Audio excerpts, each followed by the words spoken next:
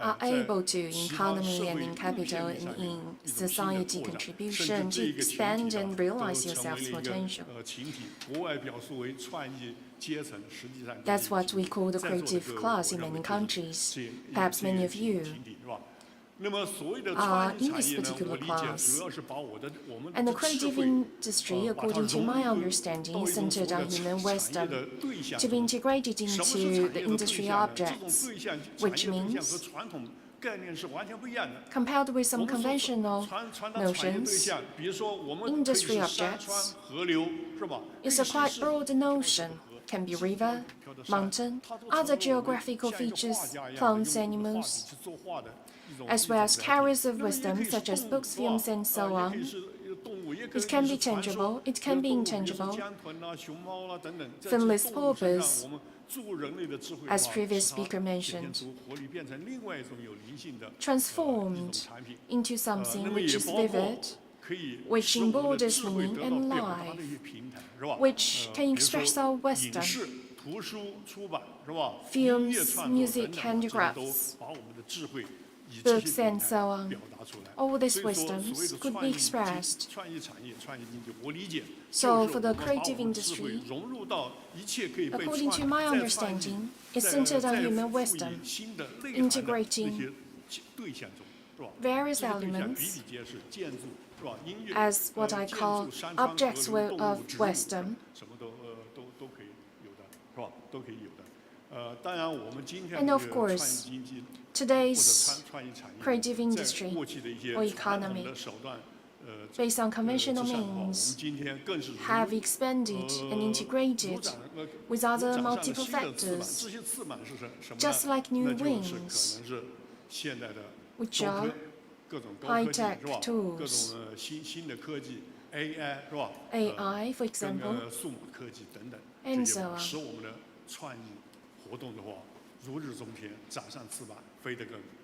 Enable our creative industry to fly higher with wings. So definitely, it's an area of great momentum with imagination, wisdom, vitality, to discover the object of wisdom, and through technological means, including AI and digital technology, animation, and so on, to better express ourselves. A master in the field, Richard Florida, said that where there is creativity, there will be technological innovation, economic growth. I do concur with this notion. He also talked about that creative industries have become the most important source of wealth. Therefore, definitely, in today's world, it's still an important source of wealth.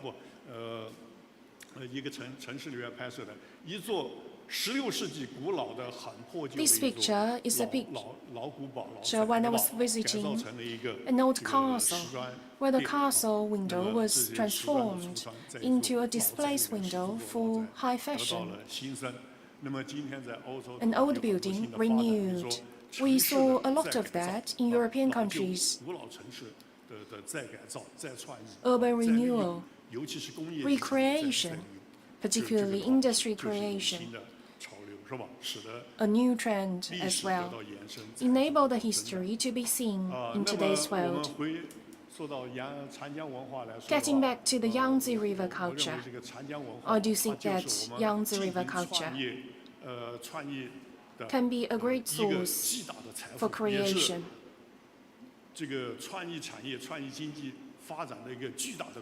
It's also offering ample space for creation. We have about 300 kilometers in terms of the Yangtze River, crossing about 11 provinces in China. There are a lot of cultures embodied here. From Hubei, from Sichuan to Yunnan, and so on. Creative industries or culture in the Yangtze River region can be dated back to ancient times. For example, a renowned Chinese poet, Su Dongpo, have long become a cultural IP, who wrote many poems to describe the landscape of Yangtze River. There are other cultural products as well, as you could see from these pictures. Dongpo braised pork, Dongpo pork knuckle, Dongpo Chibi red cleaves, and so on. Not only as local delicacies, but also cultural IPs. Other examples include Sichuan opera face changing,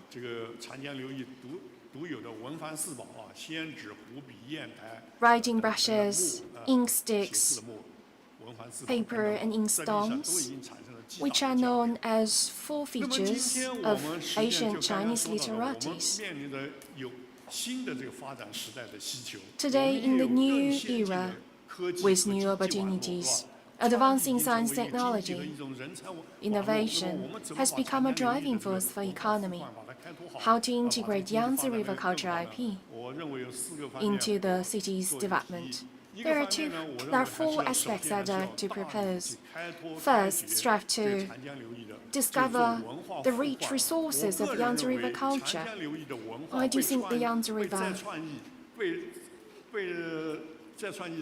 can definitely provide new values for recreative productions.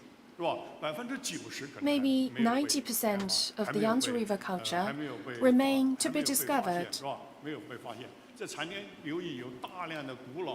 A lot of ancient streets,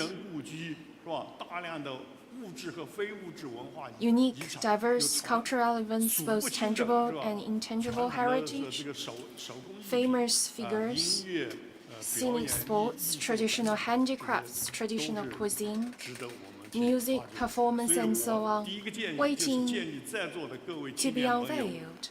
So I'd like to suggest that use your feet to walk along Yangtze River, to visit more places, to experience yourself, to find inspirations for creation.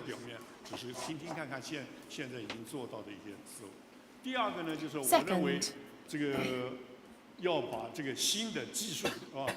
use new technology and concepts in the Yangtze River cultural creation. For example, with the ecological conservation of the Yangtze River achieving great success,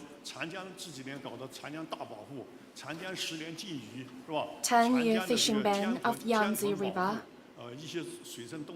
and so on, we saw Yangtze Finley's porpoise numbers on the rise. For larger projects, including the Three Gorges Dam on the Yangtze River, there are all very good elements waiting to be explored in new ways. And in this picture, we can see the Tanhualing district in Wuhan is well developed, is very popular. So 7 days a week, it will be crowded with people, and mostly youth. But what about the picture down there? That was built in before the founding of the PRC. It was the first library in Hubei. It has a traditional Chinese-style roof, but the body is European. So it is a mixed style of Chinese and Western. Why am I showing this picture to you? Because it has been left unused for a long time. Nobody knows what should we do with it. So it's waiting to be developed. It can be another landmark of Wuhan's culture. So this is some food for thought for you. And thirdly, my third suggestion is using high-tech and other measures. So I will skip that for the interest of time. And the fourth one is that I believe that Yangtze River belongs to China, but also to the world. Therefore, its creative activity should have a global vision. We need to promote the Yangtze River to the world. And we should also bring the world's creators, ideas, and technologies into the Yangtze River. As a matter of fact, I think all major civilizations in the world can be fused with the Yangtze River culture. So today's occasion is a good opportunity in that we can gather with all the friends and experts from around the world to understand, to know about the Yangtze River, to understand it, to infuse yourself into the creative industry concerning the Yangtze River. And we can together bring it to a new height. With this, I will conclude my presentation. Thank you for your attention.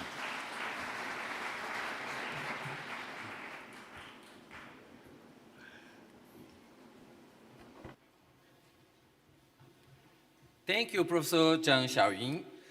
The creative economy is not only a form of cultural expression, but also an important engine in sustainable development. Next, please join me in welcoming Mr. Francis Nujagani, Director of the COA's Youth and Sports Development Center, to share his insights. Please give him a warm round of applause.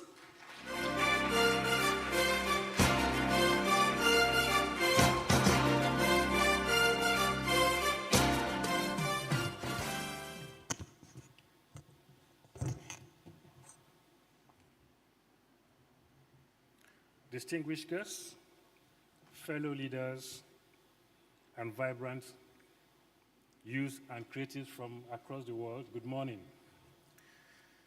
Permit me first to start by thanking the All China Youth Federation and the organizers of this forum for the opportunity to address this august assembly.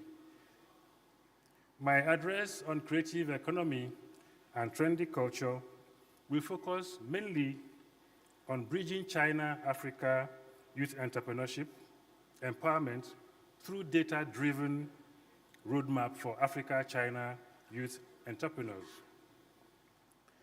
Today we stand at a unique crossroads in global history where the primary driver of wealth is no longer just what is under our feet, but also what is in our heads. The United Nations Conference on Trade and Development defines creative economy as the interface between creativity, culture, economics, and technology. It is an economic engine that is no longer peripheral, but central to global GDP, generating intellectual capital, driving jobs, and sparking innovation in creative services estimated at $1.4 trillion, or just about 19% of all global services exports. This sector is growing faster than traditional manufacturing or commodity trade. It is gaining prominence as a solid path to economic development in less developed countries, with their focus on culture and creativity as sources of job creation and innovative tools in the quest for sustainable development. When we fuse this creative economy with trendy culture, that is, that rapid digitally driven shift in how young people dress, dance, consume media, and communicate, we create an unstoppable economic force. Trendy culture is not a distraction or a pastime.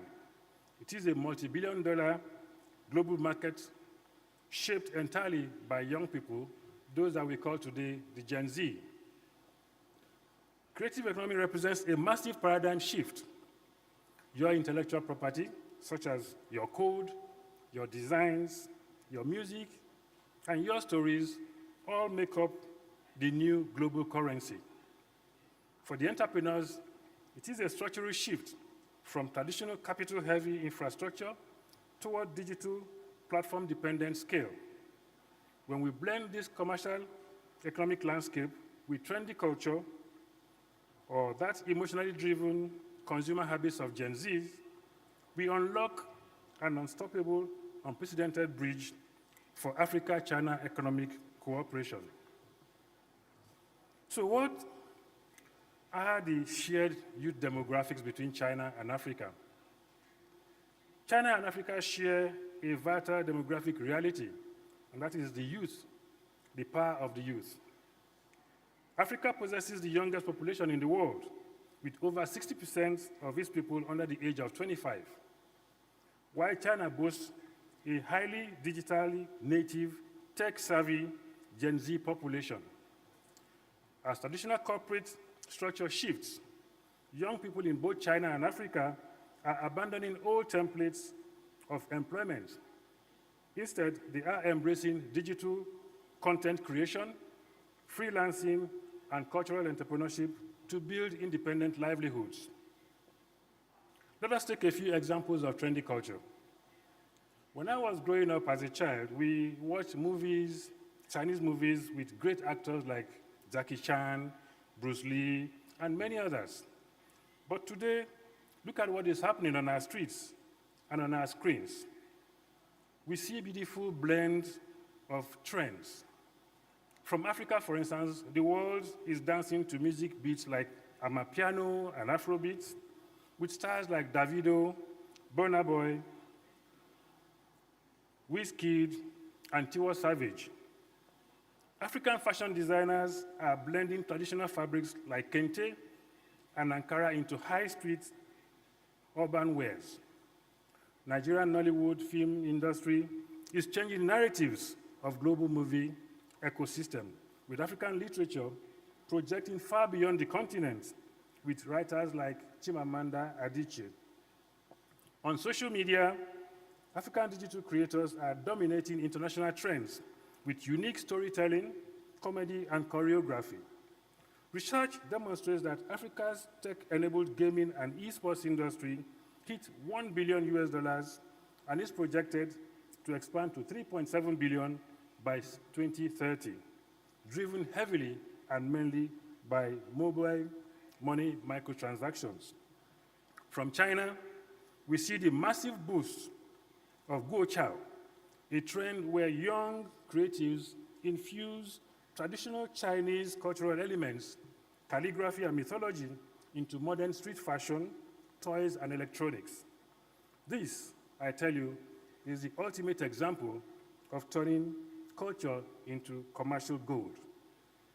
Analysts project that the Guoqiao market will exceed $415 billion by 2028. Besides, China's short video culture, live stream, e-commerce, and gaming blockbusters are rewriting the global entertainment script. So, how do we use this to drive cooperation and youth empowerment between China and Africa? 2026 marks the China-Africa Year of People-to-People Exchanges, a celebration of 70 years of diplomatic relations. We must move past traditional models and focus heavily on digital and cultural co-production. First, we can leverage China's advanced digital infrastructure and creator tools, such as short video algorithms and live stream retail models, to amplify African creative products. Secondly, initiatives like the Forum on China-Africa Cooperation and events like the China-Africa Youth Culture Forum, as well as this forum, the World Youth Development Forum, provide ready-made institutional frameworks to fund and promote young entrepreneurs, artists, and filmmakers. We are already seeing this in action through events like the China Wuhan Film Week in Kenya, where joint musical talents shows like Song for Africa are actively being launched to mentor emerging youth talents. How do we translate all of these data points into actionable cooperation between China and Africa? I tell you, it is simple. We can tap into the institutional framework such as the Forum, as well as platforms provided by the World Youth Development Forum, such as the International Youth Innovation and Creativity Network that will be launched today, to support youth innovation projects throughout their growth. China's modern commitments include a massive $50.7 billion US package in financing. Crucially, this funding marks a shift away from the heavy mega infrastructure like railways and roads to talent development, digital economy innovation, and private investment promotion.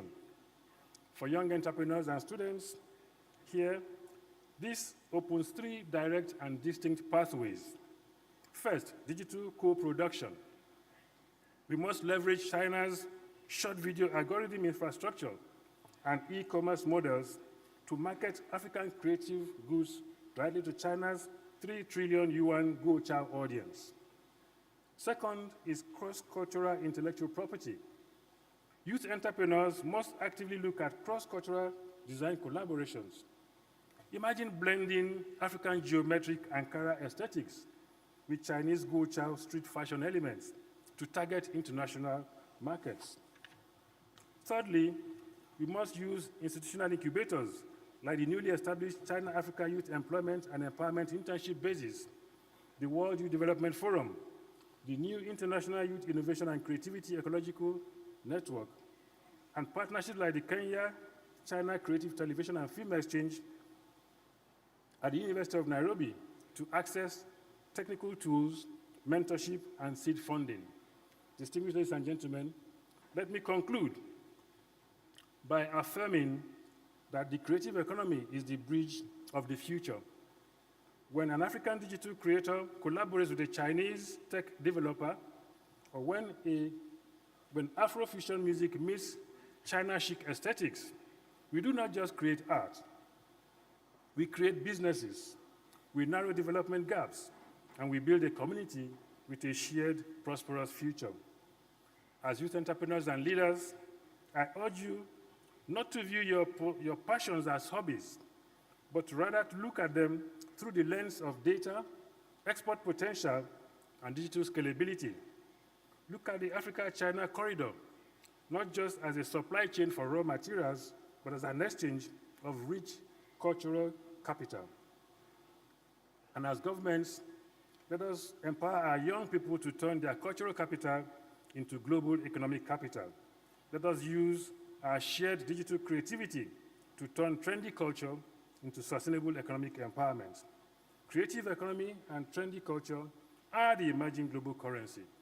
We must spend it wisely and harness it positively for our young creatives and entrepreneurs. I thank you for your attention.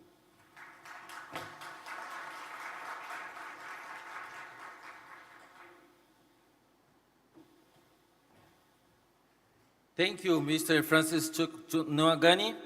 From the rehabilitation of intangible cultural heritage to the rise of culture and creative merchandising, traditional Chinese culture is undergoing a profound creative awakening.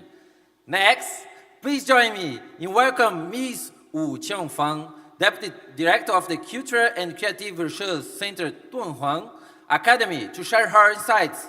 Please give her a warm round of applause.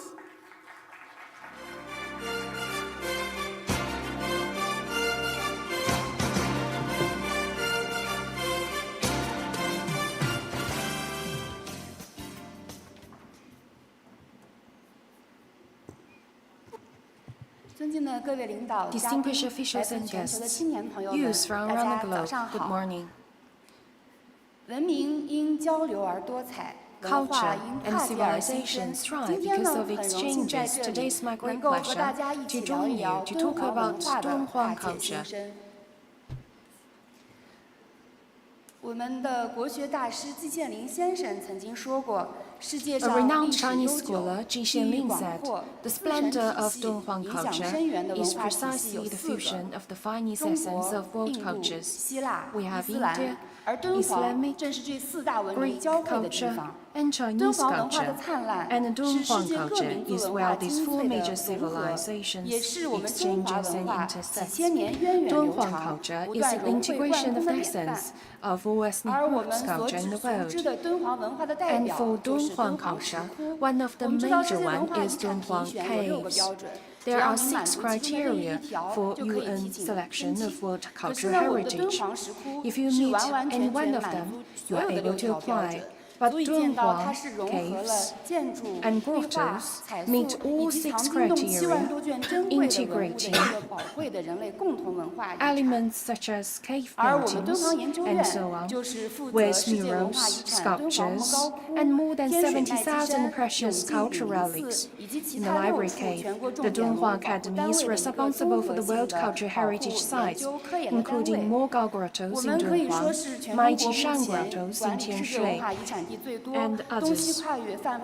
It is a comprehensive protection research institution. Can be said that we manage most world cultural heritage sites in the world, spanning from east to west among all cultural institutions in China. What we are protecting is not only the grottos, but also the precious cultural heritage of China that spans thousands of miles and years.